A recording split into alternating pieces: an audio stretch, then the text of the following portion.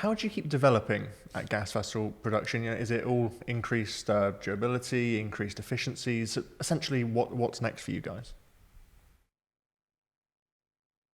Technically or commercially? What the question is about our improvements in our technical features of our cylinders or in our scalability and reaching to the market? Improvements from a technical point of view.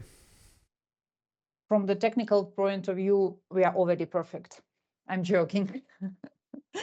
Of course, there are always some rooms for improvement, and we are working also on some additional solutions to reduce the even further down to reduce the cost of our solution. And we already have a way how to produce cylinders with even lower costs than we have today. This is number one. Number two, we are also thinking about increasing the working pressure of our cylinders. Today, they're certified for 300 bar, and we quite sure that we can reach 550 without any problem with this dimension. 550 could be a pressure that we will, at certain moment in due time, we will certify our cylinders for. And 40-feet container with a 550 bar will transport 1.5 tons of hydrogen in one trip.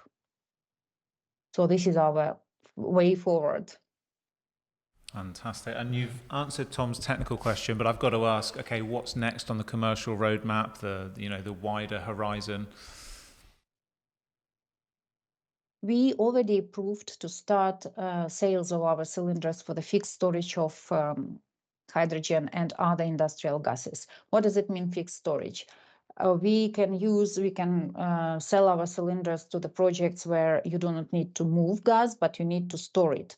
For example, in HRS, you always have to have, in hydrogen refueling stations, HRS, you always have to have a buffer storage of gas. And our solution perfectly covers this application. The same for industrial storage. Whenever you need to use hydrogen, whenever you need to produce green ammonia, green methanol, or other processes, you always can use our already certified cylinders for these applications.